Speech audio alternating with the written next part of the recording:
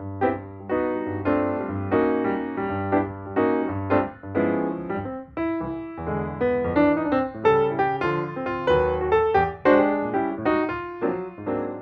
welcome you all to Monday's program. My name is Erin Payton, and I'm the Executive Director of the 19th Century Charitable Association, which is located in Oak Park, Illinois. We're so happy to have you here today. Our mission is strengthening our community through learning, giving, and the sharing of our landmark building. We have a wonderful program, and something that our presenter says might spark a question or a comment. If that happens, you can go ahead and put that right in our chat or in the Q&A. And if there's time at the end of the program, we will actually unmute you and you can pose the question yourself. Right now, I am going to bring on Deb Hammond. Deb Hammond is our literature chair, and she is going to tell us about today's presenter. I'm real happy to bring this program to us. Jeff, I heard interviewed on the radio, and I said, oh, I've got to get him to come and present at the club, and we were lucky enough to be able to work it out. He's going to be presenting from California because although he was born in Chicago and grew up in the area, he lives out in California now with his daughter, his husband, his daughter, his granddaughter. His brother, who was a co-author, still lives in the Chicago area, but not here in our towns anymore. And he's a produce a buyer for a produce wholesaler at the Southwater Market. So you can see definite connections.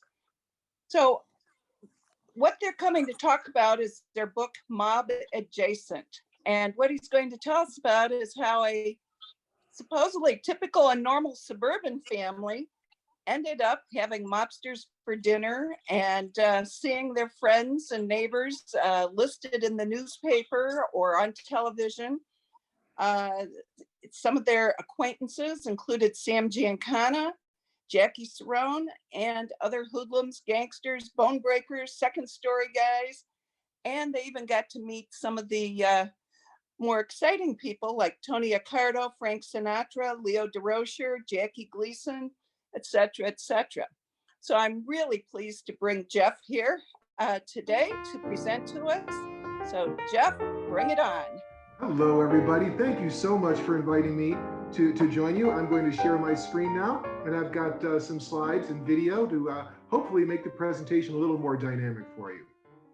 This gentleman is my father, Mike Gentili. This is the Gentili family. Several generations lived on Aberdeen Street near Grand Avenue on Chicago's west side. That's my older brother, Michael, with my mother.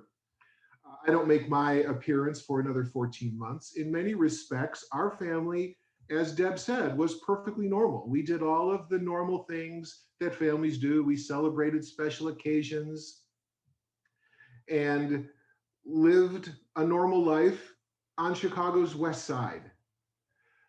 By a fluke of geography and happenstance, we found ourselves mob adjacent. But what does that mean? For, as I said, we were an ordinary family living in an ordinary house on an ordinary street, but we were on an extraordinary adventure. My brother and I joked at the very beginning of this project that we were the Wonder Years with a generous dose of The Sopranos. And it was true. We were, in every respect, normal Eisenhower era kids. And yet there was this other side of our world. Mob adjacent. What does it mean? Next to or adjoining a group of people known for being disorderly and intent on causing trouble or violence. Now that's my own personal definition, but I think it's accurate. We were never in the mob, but we were always adjacent to it. So I really appreciate being invited by the 19th Century Charitable Association. Mike and I were really hoping to be able to attend. Of course, situations made that impossible. He's listening from Lyle, and I'm here in Pasadena, California, about a mile from the Rose Parade route. The seed that grew into Mob Adjacent was planted in September of 2013 when I wrote this wacky comic novel about a Chicago gangster and a nightclub entertainer. And when I was writing the about the author text over there on the left, I said he grew up mob adjacent at the intersection of hoodlum and gangster. Now, I just thought it was a good line.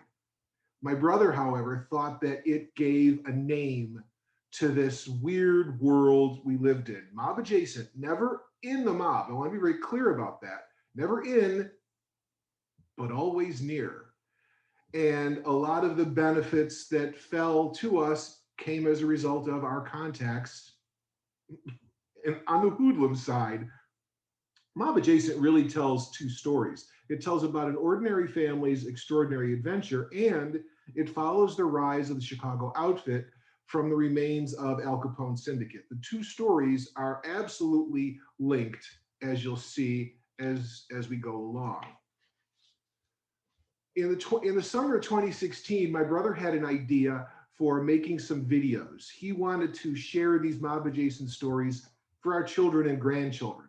I was fully on board with helping. I'd always wanted to write a book about our family because I thought it was so unusual. And he signed on to my gig, I signed on to his, and we ended up doing both. And it took us on really a very unexpected journey. You can find the original 10 webisodes of Mob Adjacent on the Mob Adjacent YouTube channel, and it'll also give you a chance to hear from the other Gentili brothers. My brother is quite a raconteur and really knows how to tell a good story. So how did this story start? It started with a coin toss, literally. Our paternal grandparents, Giovanni and Vincenza Gentili, immigrated from Palermo, Sicily in 1896. They brought 6-year-old Charlie, 2-year-old Matteo, inexplicably called Mickey on his immigration papers, and baby Charlie. At the time, Chicago was a hotbed of ethnic strife. The Italians were ignored by the police and the media, and they were victimized by Black Hand extortionists. The first change came about in 1909 when this gentleman, 16-year-old Mickey Gentili, married 15-year-old Angeline Filetti. Her family included in her dowry this house. At the time, it was white clapboard on Aberdeen Street, just south of Grand Avenue. Her sister lived in her dowry house just down the street.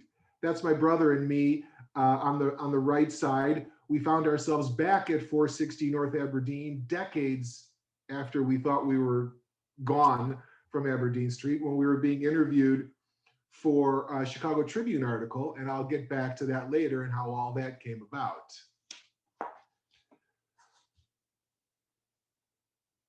The rise of organized crime really started solidifying in 1911 with this man, Big Jim Colosimo.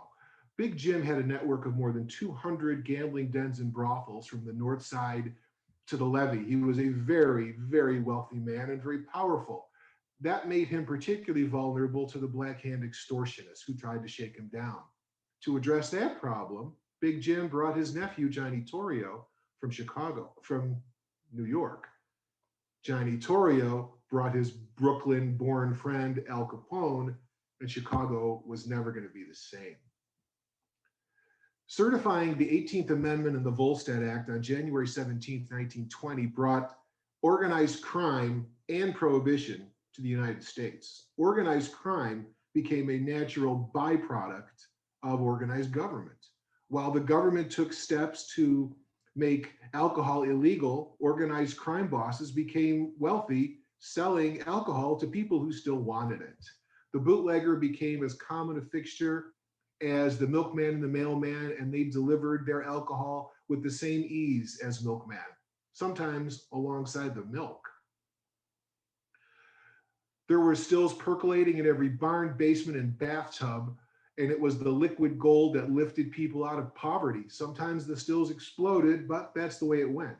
Our father was born into a boom town for organized crime. His older brother, John, spent some time delivering alcohol for Frank Nitti. Grand Avenue and Aberdeen Street could have been any intersection in any city, but this intersection is different because the neighborhoods around this intersection served as ground zero for the next generation of post-Capone mobsters. They all started right here. Tony Accardo lived over on Grand Avenue. Sam Giancana lived on the other end of Aberdeen Street. Jackie Cerrone lived over on Elizabeth Street a few blocks away. They were the gangsters next door. Our father, Mike Gentili, was born on Aberdeen Street. My brother and I spent the first parts of our lives on Aberdeen Street. Dad was born on Tuesday, October 29th, 1929. Something else happened that day. The stock market crashed and ushered in the Great Depression, but that didn't stop the people on the streets from scrambling for a living. Rich or poor, people still needed to feed their families, and things got very tense. And people went to extravagant means to try to secure employment that would put food on their tables. But fortunately, fruit peddlers like Mickey Gentili and his family didn't have to worry about it. Mickey was able to keep food on his table while bankers were jumping out of windows. At the top of the heap in Chicago was Al Capone. While President Hoover was disinclined to help struggling Americans because he thought handouts would harm traditional American values like self-sufficiency, he left them to starve. Al Capone, on the other hand, opened soup kitchens, fed the hungry, and became a local hero.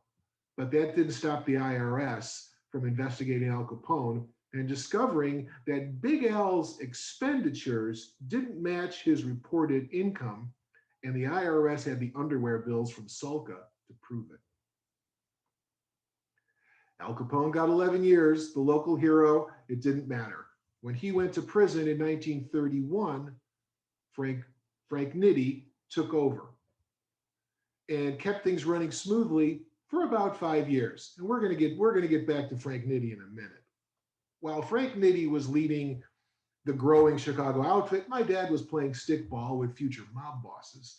They were just guys from the neighborhood back then, guys like John DeFranzo and Joe Lombardo, both of whom would later lead the outfit, and both of whom were in and out of our lives over the years. They would pop up, and suddenly it'd say hello to Mr. Lombardo, or say hello to Mr. DeFranzo, and it was part of our everyday. You know, the first line of our book sums it up. Normal is what happens every day. We thought it was all perfectly normal. Dad made friends who stayed his friends for the rest of his life. And those friends became our friends, benefactors, and protectors in some cases. From the 1920s to the mid-1940s, the streets of Little Italy were ruled by Vincent Benevento, who happened to be the father of one of Dad's good friends, Frankie. In addition to living across the street, Vincent Benevento was known as the Cheese King of Chicago. He had an imported food shop right on Grand Avenue around the corner from where he and our family lived. He had another title, and that was Black Hand Boss. He was busy shaking down all of the business owners and street peddlers within his realm.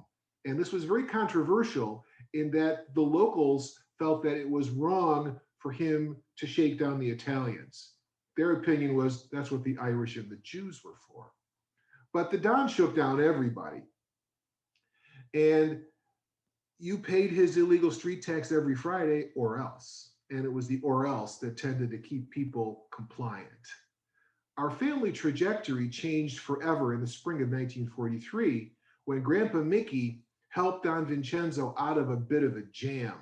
The Don was getting beat up, Mickey lent a hand, and after that, the Don passed over Mickey. He no longer collected the illegal street tax from him. It was a huge boon for a man with feeding a family of 5. And after the Passover, so to speak, Mickey and Angeline were elevated among their peers. The men at the Union Siciliano Social Club were buying him drinks, and the business owners along Grand Avenue were giving Grandma the best service and the best cuts of meat. The Gentilis were under the protection of Vincent Benevento and mob adjacent in 1943. 3 years after, Mickey helped the Cheese King out of a bit of a jam. He was pulled from his bed by 2 men and assassinated in front of his wife at his Lake Zurich vacation house.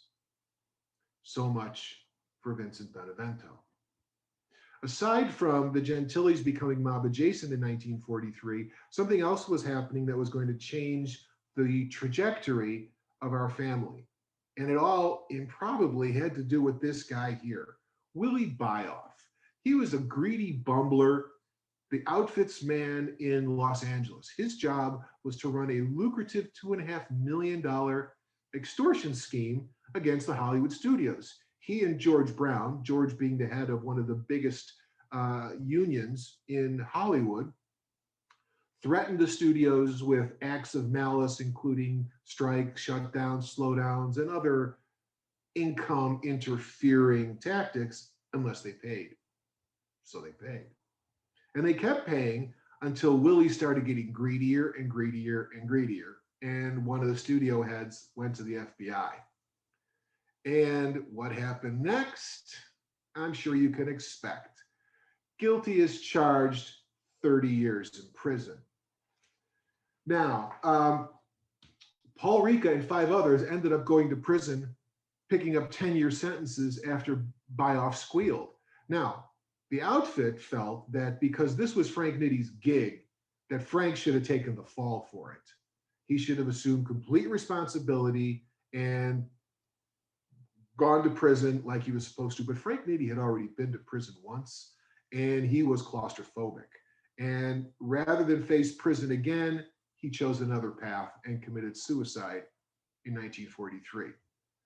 So long to my uncle's former employer, Frank Nitty, gone. Leadership should have passed to Paul Ricca, but Paul picked up a decade in the fallout of the extortion scandal, and he was waiting in prison for outfit mastermind Murray Humphreys to figure out a way to spring him. Eventually, Humphreys did. He made a significant campaign donation to the re-election campaign of President Harry Truman, Truman himself being a mobbed up character, and Truman let Ricca out of prison. It nearly ruined Harry Truman. But in the meantime, back in 1943, Tony Accardo assumes command, and he will hold it for the next 40 years, a feat unprecedented in the mob. At the same time all this was going on, Dad was busy making some new and very important friends. Post-war, Chicago was brimming with opportunities for guys who wanted to get involved in the outfit. They were all over the streets of the West Side. Everybody knew somebody connected to somebody about something, and if you wanted to do something or get into something, it wasn't all that difficult. But Grandma Gentili did everything she could to keep her precious junior, that's what she called him, even though technically he wasn't a junior, that's a whole other story. To keep her junior away from a bad element. She had him painting rooms for relatives and moving pieces of furniture, and she kept him so busy that he didn't have time to get involved with the bad element. But she actually didn't need to worry, because Dad always preferred being his own boss to working for a boss. He felt that as long as you work for a boss, you're just a monkey dancing on the organ grinder's chain. So he had no interest in the world of organized crime. It was just as simple as that. That's how Dad stayed out of it. Just wasn't his thing. But some of his friends were already becoming regulars at the local police stations. Here's John DeFranzo and Joe Lombardo, both Dad's school friends and friends from the stickball pitch, and frequent members of our family circle. Tony Accardo at the time had Jackie Cerrone, that guy from over on Elizabeth Street, as his second in command. And Jackie liked to go to a restaurant on Grand and Ogden called Patsy's. Patsy's was owned by Patsy Spilotro. Maybe you've heard of his son, Tony. There was a lot of noise made about Tony and his brother, Michael, over the years.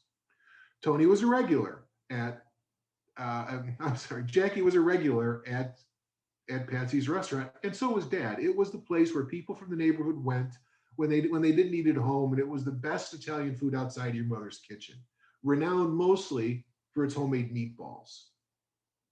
And Dad hung out there too with his friends, and Dad met Jackie. Dad's relationship with Jackie Cerrone would define the next 2 decades of his life and, in some respects, in our life. Through Jackie, Dad met Jackie's cousins, Jimmy, that's Jimmy at the top on the left, and Jimmy's brother Frank at the bottom. They became like brothers to Dad and honorary uncles to us. The duo was just out of jail for having sold fake draft deferments during World War II. The favor started not long after. When Dad wanted to open a new produce route, he followed his family into the family produce business. He wanted to go to the North Side, but the North Side was the turf of this man, Ross Prio. So Dad asked for a favor. Jackie Cerrone called Ross Prio to grease the path, and thanks to Jackie's intervention, Ross gave him the nod, and Dad was free to operate his produce route on Ross's turf. In return, Dad occasionally delivered packages between mob bosses from the West Side to the North Side as long as he was on the way. Now, Dad suspected the packages contained betting slips. Illegal betting was a huge part of the outfit profits. He never looked inside, and he never took money for these deliveries because Dad believed that if you took money, you were an employee. But if you did a favor, you made a friend. And in the long run, a friend in the future is worth more than a few bucks today. I thought it was very smart, a very interesting approach to it. So that's how it started for our family. The Gentilis became mob adjacent, one small favor at a time. Then the Universal Military Training and Service Act of 1951, otherwise known as the Selective Service Act, changed Dad's plans. But he outsmarted the draft. You see, if you enlisted in the Army, and the Army was unique in having this specialty, you could sign up for a military occupational specialty job, MOS. And if you signed up for one of those MOS jobs, you picked what you did and where you did it.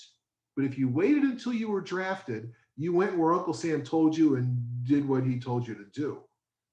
So rather than take the crapshoot of getting drafted, Dad enlisted, and he became a cook.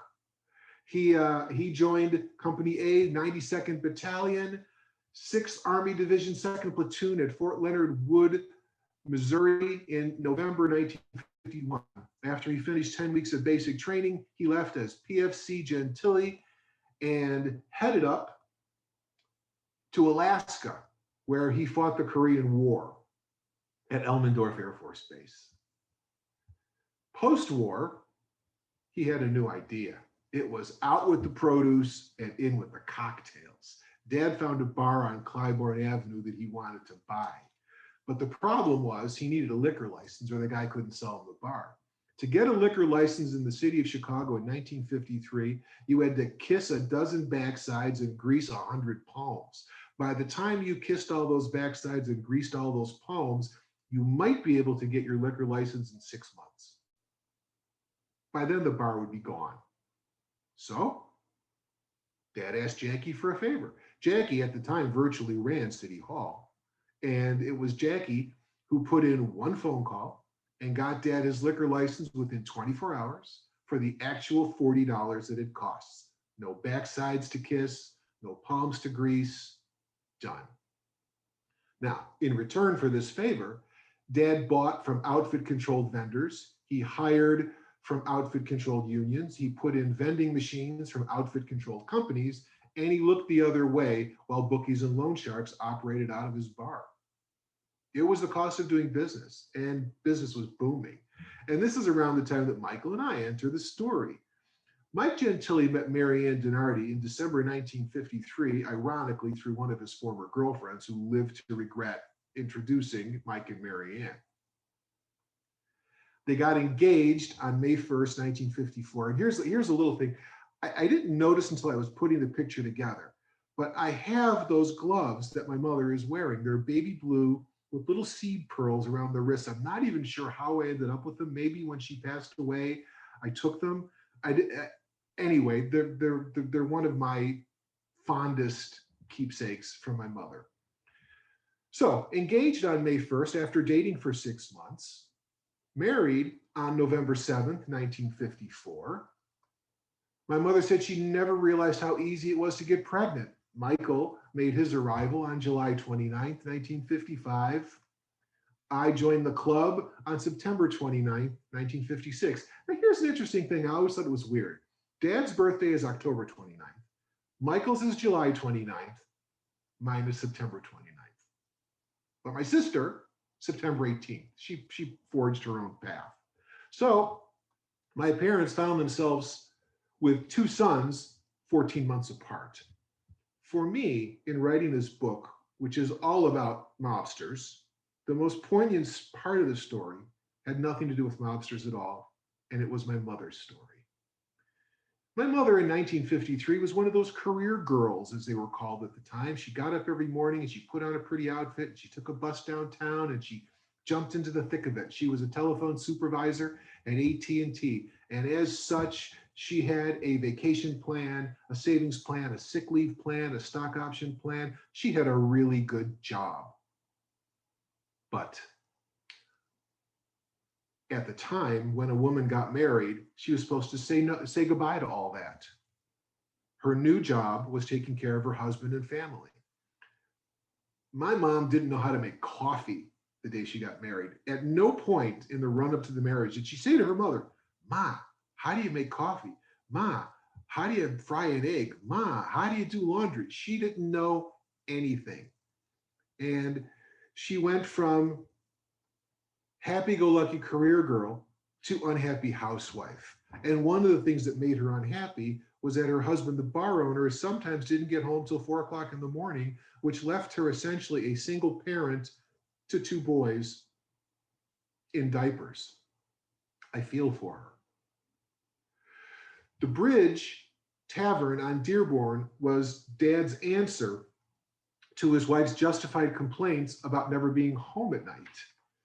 You could put $5 on a daily double, order a hot lunch, and get a cold drink all in less than an hour. It became the United Nations of mob bars. Crews from various parts of the city used the Bridge to hash out their differences and settle grievances. Prosecutors met with defense attorneys to hash out plea deals. Lawyers met with their nervous clients. Nervous judges met with their bookies. Reporters watched the action, and Dad asked no questions. He poured drinks and put money in the drawer. He lived by a simple philosophy: see no evil, hear no evil, mind your own effing business. It served him well the entirety of his life. Among the crowd at the Bridge was this man, Sheriff Dick Kane. He was running a special investigation unit for then Sheriff Richard Ogilvie, future governor of Illinois. And Kane was targeting vice and organized crime and walking both sides of the street. The day he started as a Chicago cop, he was dirty. His job was to pass out bribes from the outfit to other dirty cops and other dirty members of city government. He was a brilliant man. He spoke 5 languages. He was an expert on polygraph. He was an expert on weapons and an expert marksman, and he was a serial loser. Everything Dick Kane touched had an uncanny ability to unravel and leave him standing knee-deep in garbage. Most importantly, he resented my father.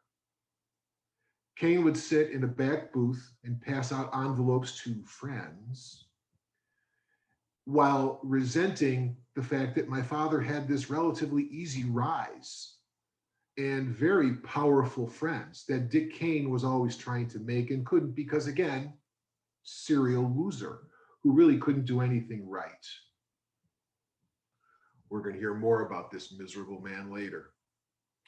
Around this same time, Paul Ricca was sprung from prison, and he had some advice for his good friend Tony Accardo, and that is appoint a front man to take the heat from the media and the police.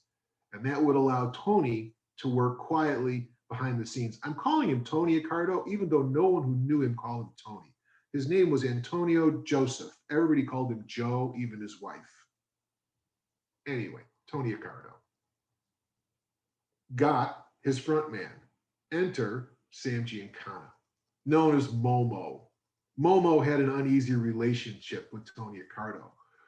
While Accardo recognized Momo's skills, he disliked his flashy, abrasive style.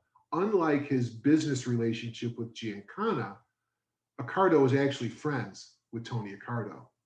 And you can see Accardo and Jackie Cerrone here with the famous big tuna that led to one of Tony Accardo's enduring nicknames. They were buddies. And it was Tony Accardo who put his number two, Jackie Cerrone, under Sam Giancana to keep an eye on the little guy. And it was Jackie Cerrone who brought Sam Giancana into our lives. Many years later, and this is one of my favorite stories, I asked Dad, did you ever meet Sam Giancana? This was before I really understood everything. And Dad looked at me and laughed and said, you met Sam Giancana. Now, I didn't know at the time that the man we referred to as Mr. Sam was Sam Giancana. We were kids. As the 50s turned into the 60s, nightlife was booming in the city and the suburbs. And Mannheim Road near O'Hare Airport was intended to be the Las Vegas Strip in the Midwest, with a string of glitzy hotels and motels and big name entertainers and, of course, casinos.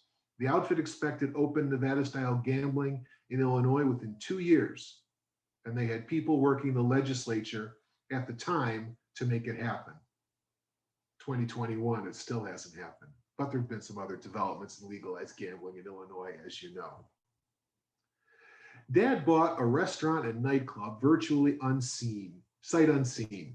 Orlando's Hideaway was on Mannheim Road, adjacent to the Air Host Motel.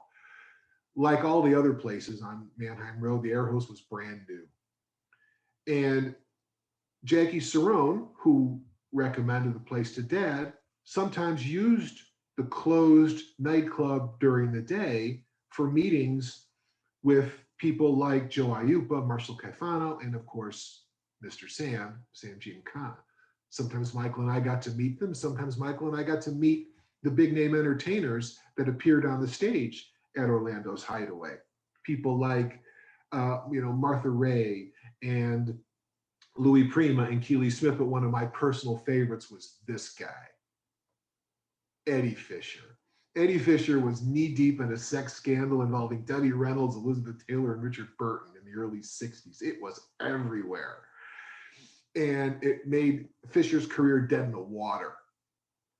And Frank Sinatra, who was appearing at the hotel next door, which we're going to talk about in a second, wanted to help his pal Eddie. So Frank called Sam Giancana.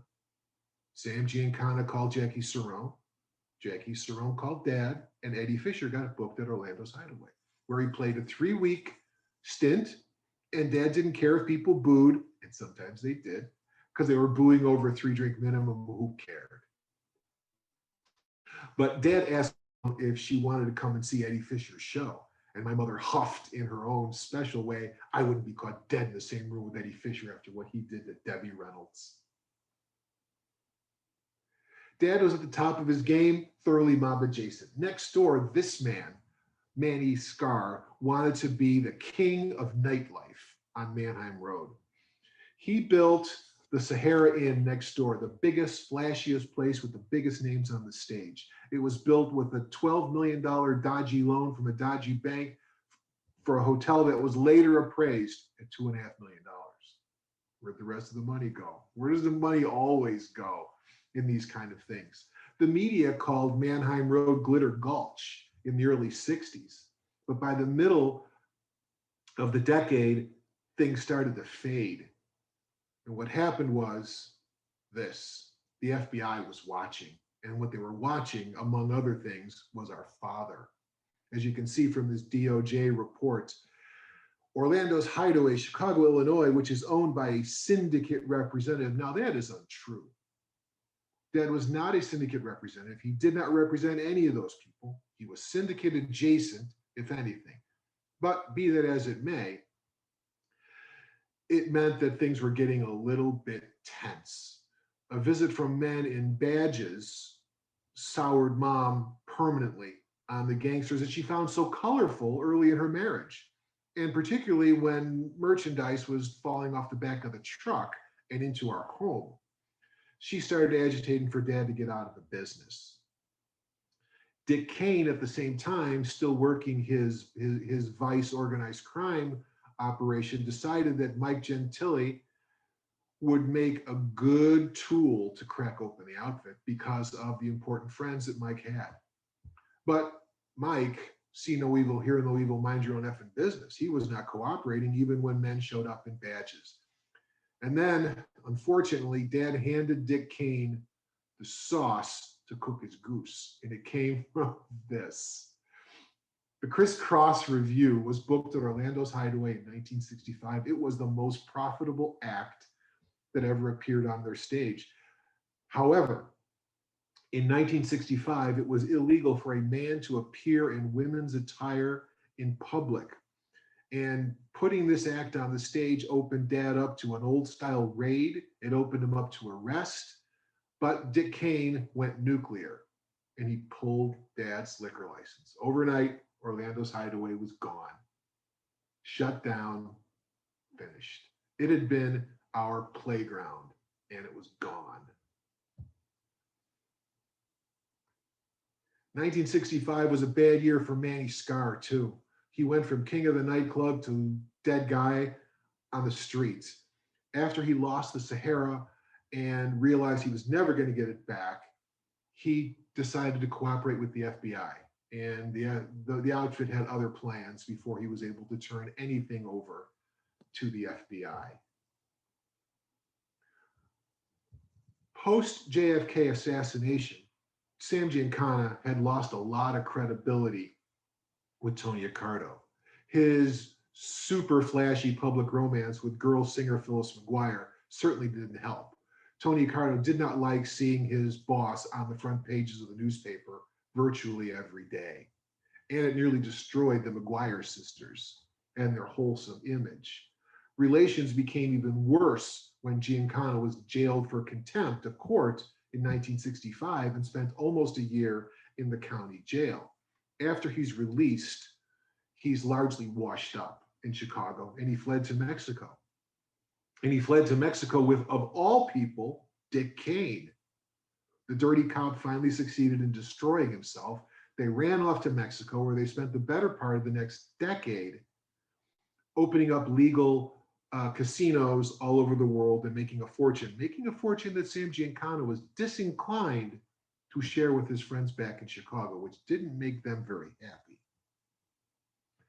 Dick Kane returned to Chicago in 1973 with a plan to take over the outfit.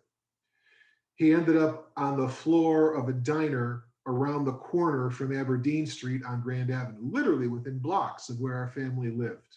That's where Dick Kane died. Sam Giancana returned in 1975 after a hostile Mexican government deported him in the middle of the night in his pajamas and slippers into the hands of waiting FBI agents in Texas. Now, whether the outfit was nursing a grudge because Sam Giancana was disinclined to share his profits, or whether the outfit was afraid he was going to take over, or whether the outfit was afraid he was going to talk to a Senate panel about joint CIA outfit operations in Cuba to oust Fidel Castro, we don't know. We do know this, that Sam Giancana was murdered in 1975 in his basement while frying up peppers and sausage.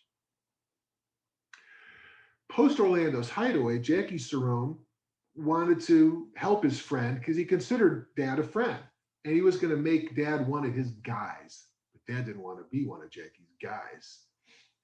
Jackie recognized that clean guys like my father, who had no prison record, no arrest record, were very valuable for getting liquor licenses. So Dad leveraged his long friendship now with Skip Cerrone. And because of Skip's relationship with his cousin and the level of respect between the two men, Skip was able to go to Jackie and say, look, Mike is going out on his own.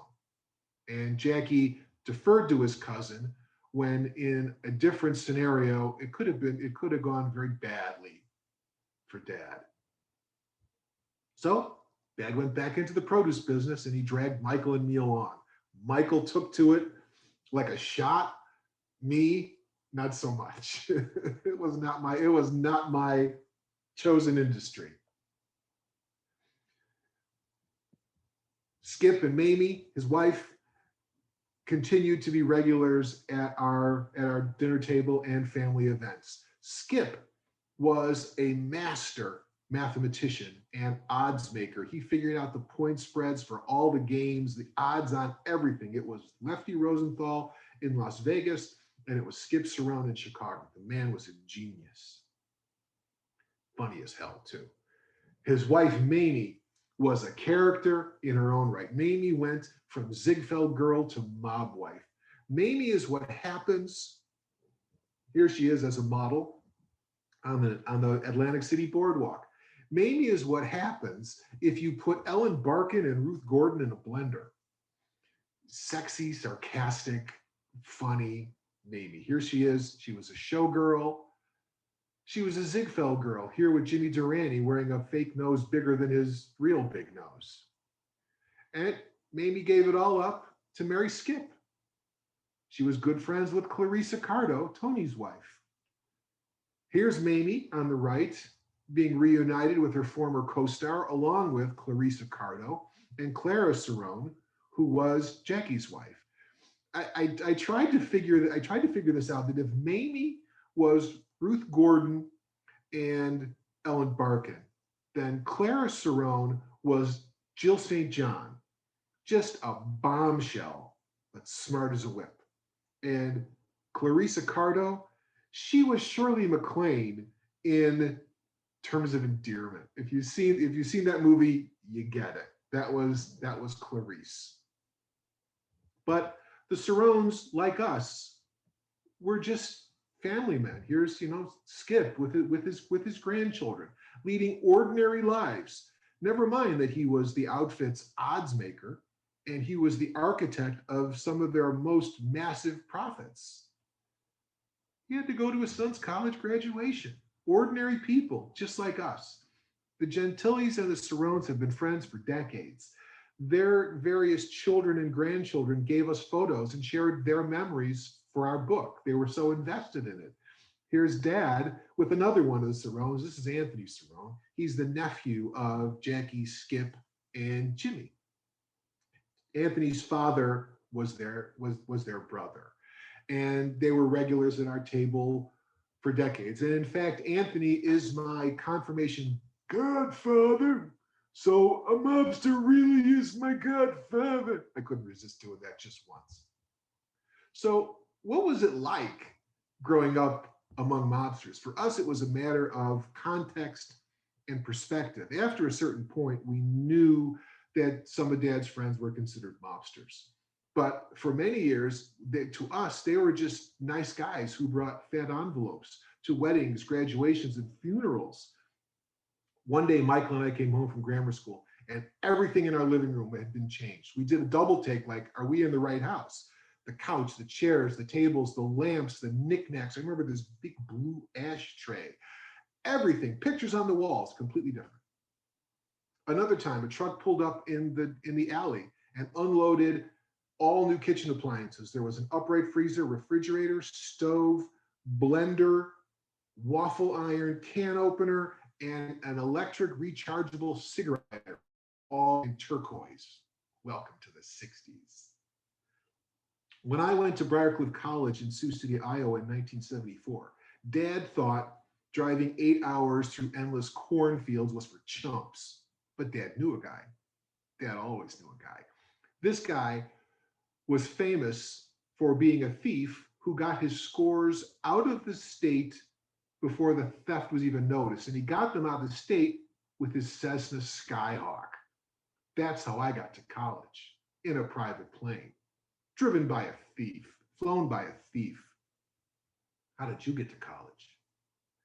I will say this, though, that the nice farm kids assumed that the Italian from Chicago who was flown into Sioux City in a private plane was probably mob connected. I let him think so because at the end of the day, it helped in the cafeteria line.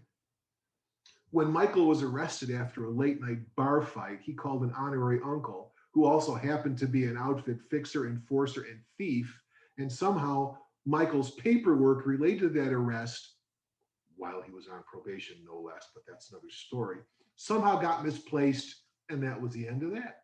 Bar fight done. Our little sister got every new little girl toy often before it hit the shelves. Our living room on Christmas Day would be filled with dolls that danced and dolls whose hair grew and dolls who threw up and dolls who peed. And if there was a bodily function that one of these dolls did, my sister had it. Because Dad had a friend who worked at McCormick Place during the toy convention. But I have to say, it was not all fun and games and free stuff. It became very personal in 1973. Russell Saratella, known as Butch, was our neighbor. He lived 2 houses down. Michael was friends with him. Butch, as we called him, got mixed up with the wrong guys and ended up being brutally murdered blocks from where we lived. It was the first time any of this mob adjacent stuff became personal. You know, we'd been practically weaned on stories about murders and mayhem and crimes of every stripe, but it was always abstract until Butch Saratella was laying in a coffin. It happened again a couple of years later. Dad had a produce market. Jimmy Cerrone was his partner, and Jimmy's friend Ned Bakes was a frequent visitor. Ned would show up with a box of donuts and sit in the back room drinking coffee, eating donuts, reading the newspaper, and just hang out all day because he had nothing else to do. One day, Ned didn't show up.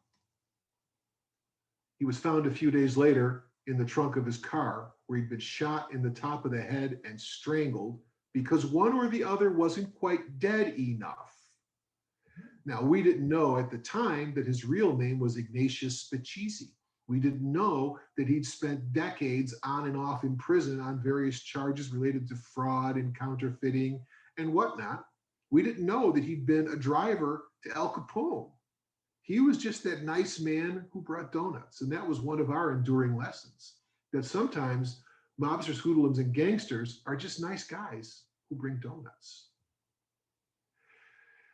You know, as the years ticked on, death started to take its toll. Skip passed away in 1973. His fondness for the bottle kept him from the top spot in the outfit, but he didn't care. He was too busy leaving his life. Jackie died in 1996, a few days after being released from prison. Jimmy came to Dad's wake. We lost Dad in 1995.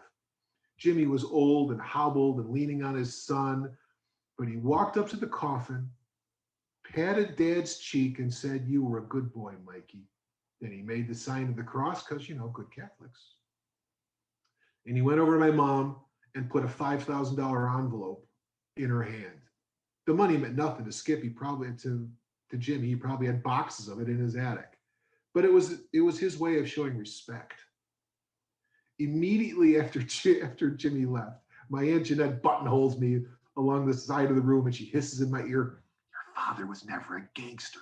He just knew people." And it was true. You didn't come from the neighborhood where Dad grew up and not know people. And I have to add one more thing before I move on from this picture. Every time my mother saw this photo, she said, "I like that hairstyle." Jimmy died in 1997. As children, Michael and I, and our younger sister Lisa to a lesser extent, had glimpses that not everything was as it appeared. And if there are abiding lessons from our childhood, it's this. It's that things appear and disappear, and there's always a mechanism for making one or the other happen. If you want something, it arrives. Furniture, appliances, electronics, luggage, furs, jewels. My brother's got a great fur story that if we have time, I'll tell you. Even an airplane appeared once because I needed an airplane. Writing Mob Adjacent took about a year. And after it was finished, we submitted it to 65 agents and publishers. They all said no. One got rude and wanted to know how we expected him to sell a book, a memoir, written by people who weren't famous. So we published it ourselves and we marketed the hell out of that book. And my brother, the salesman, orchestrated our media blitz, and he was shameless in his hustle. He bothered every reporter, every newscaster, every media personality that he could reach. And in doing so, he got us our first big break on Rick Kogan's Sunday Night Radio show. Rick said our book was a fascinating book, a fascinating read. Mob Adjacent will open your eyes. First, he put us on the radio, then he put us in the Chicago Tribune, and that's what brought us back to Aberdeen Street to take that photo that I showed you earlier. Next, John Cass, his podcast, The American Way, The Chicago Way. I love this book, a fascinating account. You've got to read this book before the movie. Ro Khan, this is my kind of Chicago story. You cannot put it down. You want a Netflix series? This is it. John Records Landecker, I cannot recommend Mob Adjacent more if you're interested in the history of the Chicago outfit. Larry Potash, normally we can experience organized crime from a safe distance, from the page or screen, but for the Gentili brothers, the action was right there before their childhood eyes. Larry put us on the morning news and featured us on his primetime series, Backstory, which took us back to Grand and Aberdeen again, where we filmed on the street. Thanks to Michael's unrelenting efforts to promote the book, combined with our robust book sales, Eckhart's Press picked up our book. And not only did they pick it up, they asked for more. They wanted more chapters. They wanted more pictures. They wanted more because they believed in it. Michael wanted to leverage some of our mobster pals, and they gave us permission to use some of the stories they had shared with us about jobs they pulled, scores they made, and people they knew. These octogenarian mobsters think it's hilarious that two kids, Michael and I are kids to them, wrote a book about life among mobsters. Eckhart's Press published the expanded version in September 2020 with 8 new chapters and twice as many photos. Some of the photos you've seen today. Mr. Salesman, my brother, said about trying to find someone to turn Mob Adjacent into a TV series since everybody believed it should be.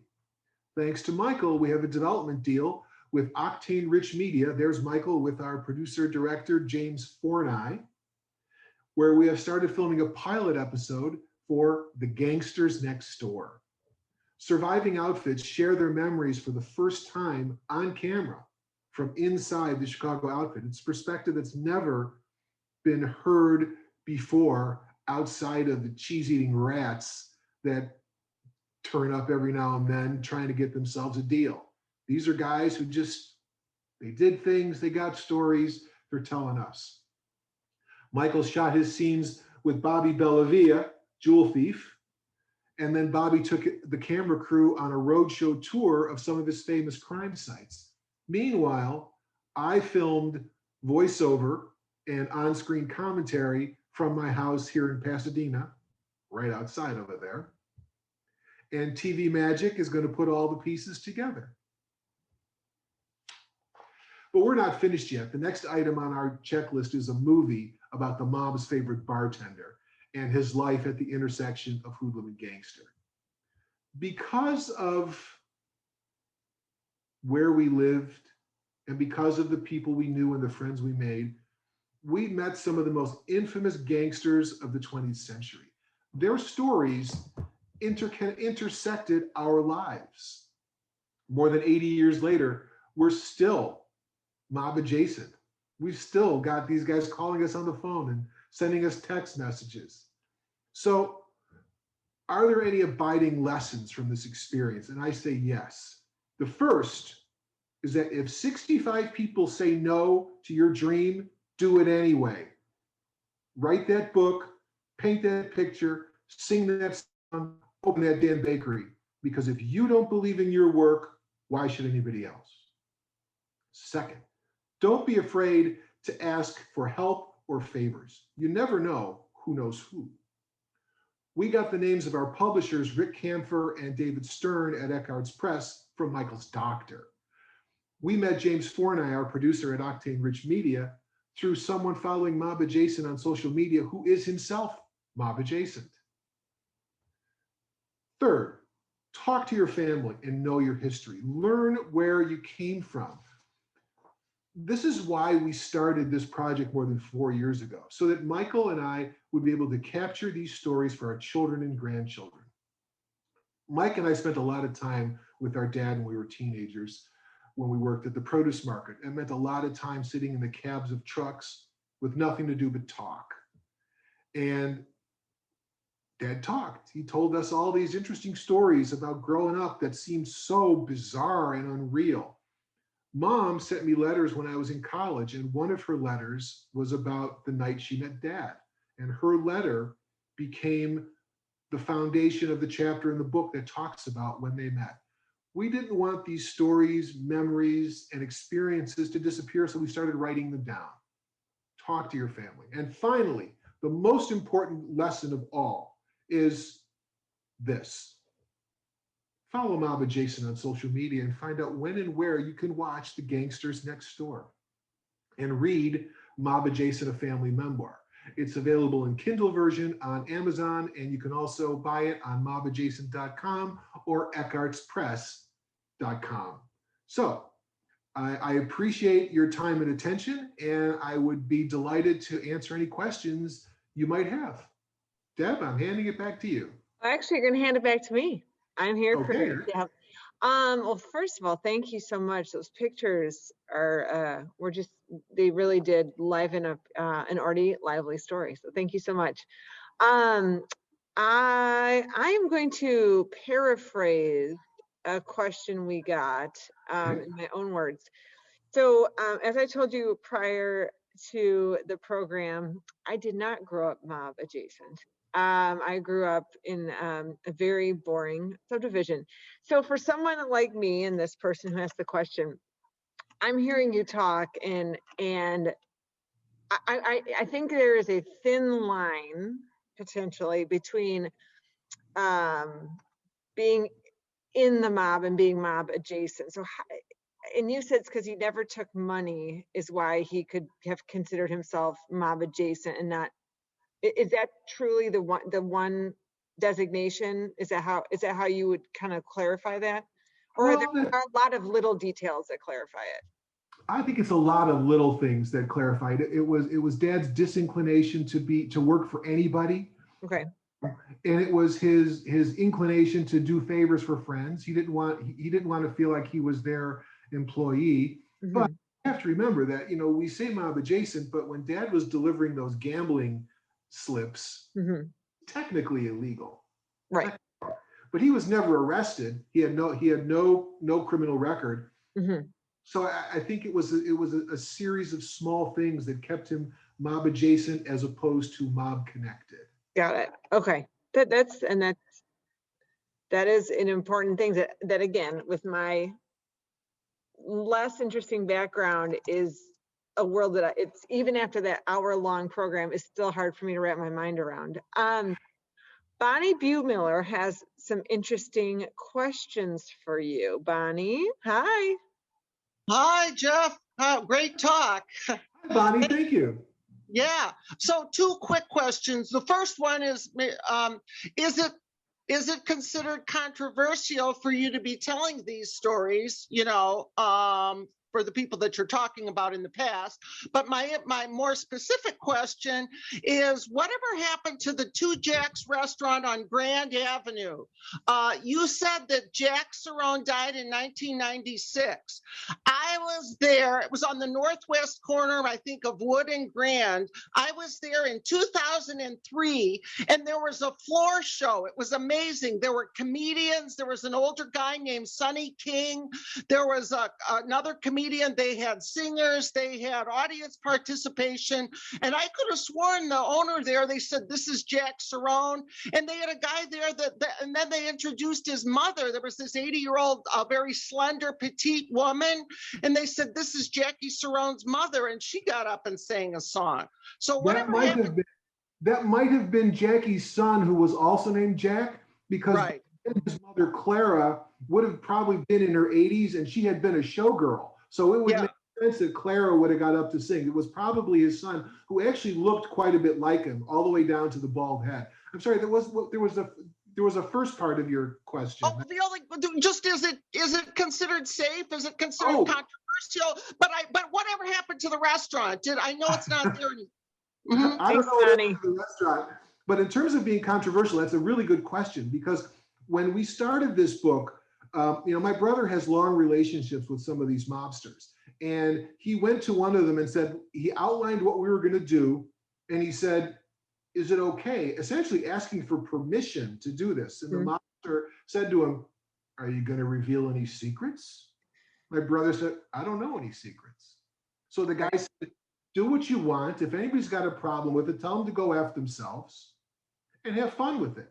So we went to, one of the men who is the leader of the remaining part of the outfit gave us a stamp of approval to go do it, because we were very cognizant of the fact that we didn't want to be telling tales out of school and find ourselves in trouble later.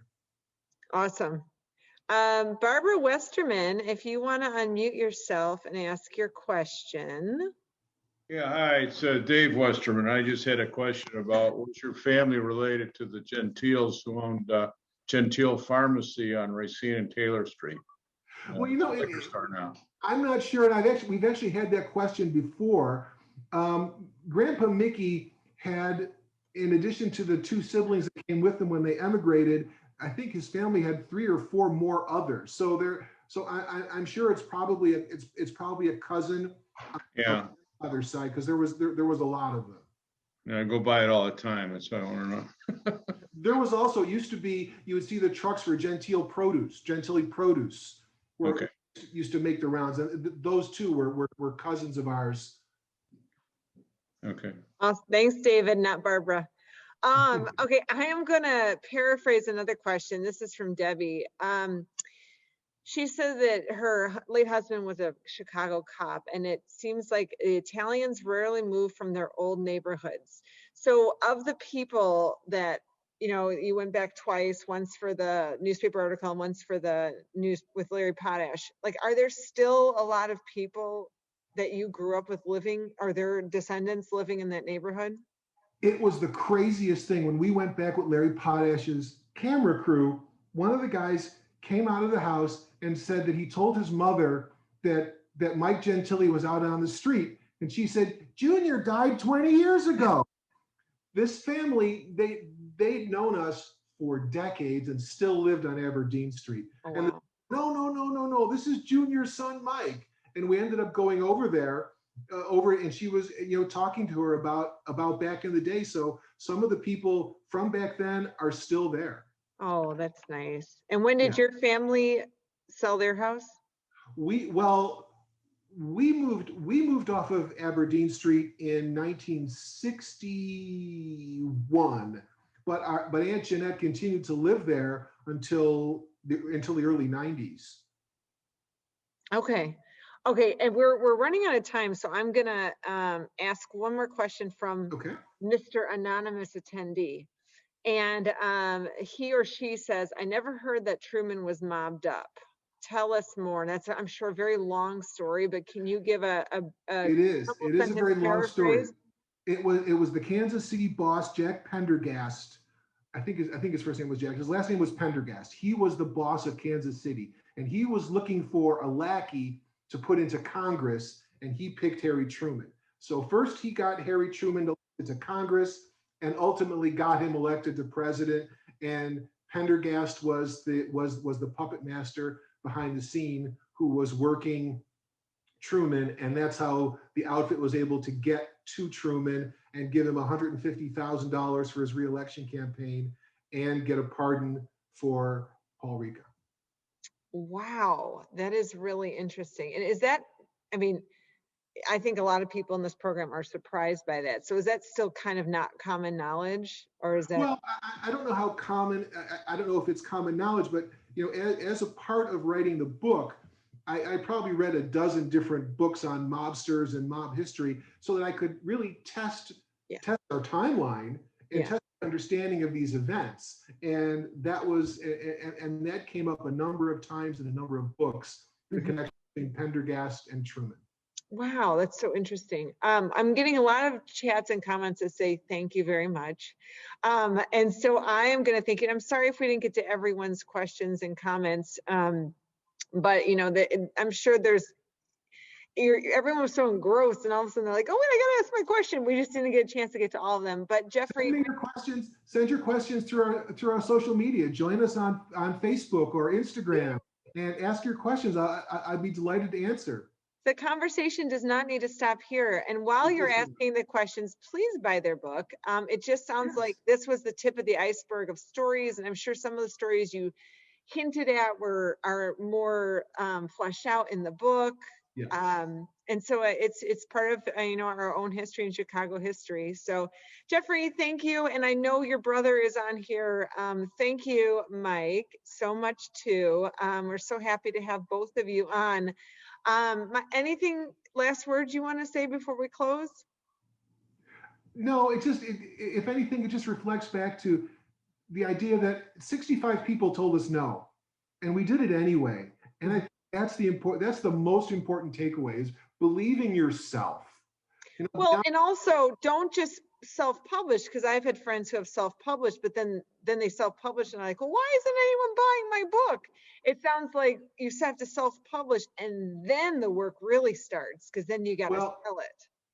Writing the book was actually the easy part. It was because Mike and I were brilliant collaborators. Yeah.